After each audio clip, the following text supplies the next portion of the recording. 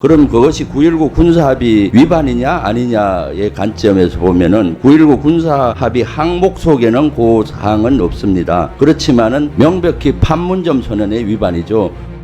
예, 더불어민주당 비례대표 김병주입니다. 먼저 지금 이 시간에도 땅과 바다와 하늘에서 우리 대한민국을 든든하게 지켜주고 계신 우리 국군 장병들께 감사드립니다. 그리고 이번 6월은 호국 보훈의 달입니다. 국가를 위해 희생하신 많은 순국 선열과 호국 영령들의 고귀한 헌신에 경의를 표합니다. 그분들이 계셨기에 오늘의 대한민국이 있다고 봅니다. 우리 장관님께서는 2018년 9월에 취임한 이후에 국방개혁이나 스마트 혁신, 전작권 전환 준비, 병역문화 혁신 이런 많은 노력을 한 걸로 알고 있습니다. 몇 가지 질문을 더 잘하라는 의미에서 드리겠습니다. 현재 군사 대비태세 면에서 상당히 긴장 국면으로 가고 있습니다. 2017년도에 북한의 핵실험과 미사일 실험으로 전쟁의 위기로 치달렸을 때 우리 문재인 정부는 평창 동계올림픽 때 어렵게 대화 국면을 만들어서 2년 동안 판문점 선언이나 9.19 군사합의를 끌어냈고 평화를 만들어 갔습니다. 그런데 지금 북한이 남북 공동 연락사무소를 폭파하고 또 여러 가지 위험 도발 수위를 높여가고 있습니다. 아주 심각히 우려되는 사항입니다. 우리 군에서는 이럴 때일수록 군사 대비태세가 중요하고 또 북한이 앞으로 어떻게 도발을 할 것인지를 예측하고 대응 수위를 만들어가는 게 중요하다고 생각을 합니다. 이런 도발 유형별로 다 대비 계획을 가지고 있겠죠? 그렇습니다. 합참 중심으로 해서 각 작정사 간에 긴밀하게 협조를 하면서 완벽하게 대비태세를 유지하고 있다 이렇게 말씀드리겠습니다. 그리고 또 무엇보다도 대비태세는 연합 대비태세가 중요한데 현재 한미공조는 어떻게 현 사항에 대해서 하고 있습니까? 예, 한미연합 감시태세를 완벽하게 가동하고 있고 다양한 그런 내용들도 소통을 하고 있습니다. 사실 지금까지 문재인 정부는 힘을 통한 평화를 하면서 군은 대비태세라든가 이런 걸 어느 때보다도 강조하면서 잘 해온 걸로 알고 있습니다. 그럼에도 불구하고 우리 국민들은 대단히 불안해하고 있습니다. 특히 최근에 평화 시대를 한 2년간 이어가다가 돌발적인 이런 여러 가지 변수에 의해서 불안해하고 있는데 여기에 대해서 국방부와 군에서는 좀 더 적극적으로 알리는 노력이 필요할 것 같은데 어떻게 생각하십니까? 예, 의원님께서 말씀하신 대로 지난 약 2년 정도 9.19 군사 합의를 충실하게 지키면서 왔지만 북한의 어떤 그런 미사일 발사라든지 이런 것들은 우리가 완벽하게 그것을 다 포착해서 거기에 맞는 대응을 했고 그 다음에 또 해상에서 일어나고 있는 여러 가지 그런 사안에 대해서도 완벽하게 다 조치를 냈습니다. 또 지상에서 9.19 군사 합의 이후에 GP 쪽으로 해서 넘어오고 있는 그런 기순 유도병에 대한 완벽한 유도작전이라든지 실제 군사 대비태세에는 한 점의 허점도 없었다 이렇게 말씀드리겠습니다. 그리고 군사적인 그리고 정신적인 사이버 공간에서의 대비태세는 지금 이 시간에도 완벽하게 강조를 하고 있다고 말씀드리겠습니다. 그래서 그러한 사항들을 군은 잘하고 있다고 저는 판단을 하는데 저도 1년 전까지 현직에 있었고 무엇보다도 그런 노력을 했는데 우리 국민들은 여기에 대해서 잘 알지를 못하고 있습니다. 그리고 요새는 유튜브에서 가짜 뉴스가 생산되는 것들이 많고 하다 보니까 국민들이 불안해하고 합니다. 그래서 국방부나 군에서는 좀 더 적극적으로 공보하고 홍보하고 알리는 노력을 다양한 수단을 해야 된다고 생각합니다. 기존에 하던 대변인을 통해서 하는 방식도 그대로 하면서 유튜브든 SNS든 다양한 방법으로 해야 된다고 생각을 합니다. 안보는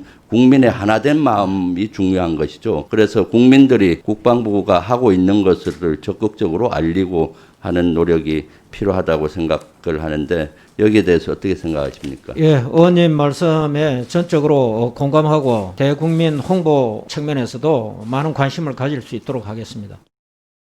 장관님 답변 중에 제가 몇 가지를 말씀드리고 한 가지 추가하겠습니다. 남북 공동 연락사무소를 북한이 파괴한 것은 명백한 우리 자산에 손해를 준 것입니다. 북한은 명백히 잘못을 한 것이죠. 그럼 그것이 9.19 군사합의 위반이냐 아니냐의 관점에서 보면은 9.19 군사합의 항목 속에는 그 사항은 없습니다. 그렇지만은 명백히 판문점 선언의 위반이죠. 9.19 군사합의는 판문점 선언의 하위의 합의서입니다. 그래서 우리가 판문점 선언을 위반했다. 이런 관점에서 우리가 강하게 대응을 해야 되는 것입니다. 그리고 앞으로 추가적으로 북한이 얘기한 4가지 도발 이외에도 여러 가지 도발을 할 수 있다는 것을 가정해서 군은 강하게 대응을 해야 됩니다. 만약 북한이 도발을 한다면은 대응을 하는 데 있어서 명심해야 될 것이 교정규칙만 고려해서는 아니 되고 교정규칙과 자위권 차원을 고려하되 적의 추가 도발을 막는 것이 중요합니다. 추가 도발을 막기 위해서는 적의 추가 도발에 대한 의지를 꺾는 게 중요하죠. 의지를. 그래서 그 적절점을 유지를 하는 것이 중요합니다. 예하부대에서 적이 10발을 쏘면 우리 똑같이 10발을 쏟는다? 이거는 아닙니다. 추가 도발의 의지를 꺾을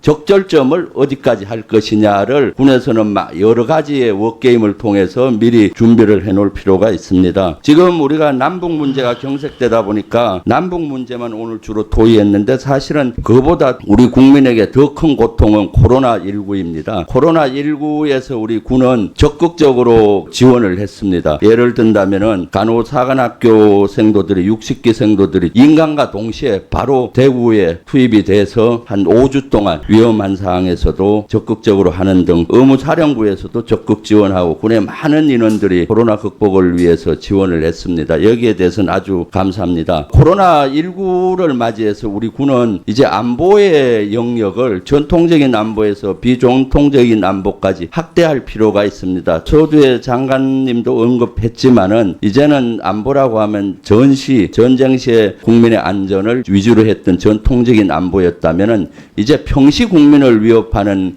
데까지 확대돼야 되는 것이죠. 코로나19와 같은 전염병, 그 다음에 천재지변, 사이버 공격, 테러 공격도 평시에 우리가 국민을 지켜내야 된다고 봅니다. 그래서 대통령님께서도 취임 3주년 취임사에 인간 안보를 앞으로 하겠다고 했습니다. 국방부 차원에서 이런 인간 안보에 대해서 앞으로 좀 더 구체화해서 확대하고 거기에 관련된 법과 규정과 이런 제도적인 장치를 해야 될 걸로 보입니다. 예를 들면은 비상기획위원회, 비상기획 시스템 국가가 갖고 있는 그것을 역할을 확대하고 군의 역할도 이번엔 사실 코로나19에 적극 지원했듯이 그런 것들이 법적, 제도적 또 여건 보장이 돼야 된다고 생각을 합니다. 이런 분야에 대해서 군은 적극적으로 해야 된다고 생각해요. 지금 온 우리 민주당 차원에서 포스트 코로나 이후에 경제 문제라든가 여러 문제를 어떻게 갖고 갈 건지에 대해서 대단히 연구를 많이 하고 법제화할 부분은 법제화하고 하고 있습니다.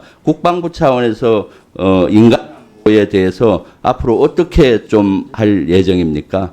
거기에 대한 계획을 가지고 있습니까?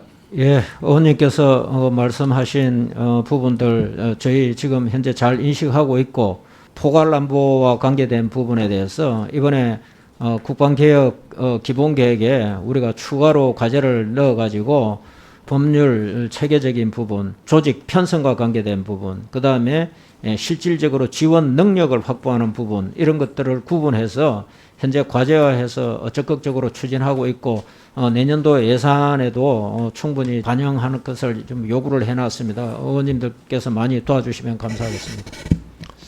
예, 수고하셨습니다. 다음 그 보충 질의 하실 위원님들이 안 계시죠? 예.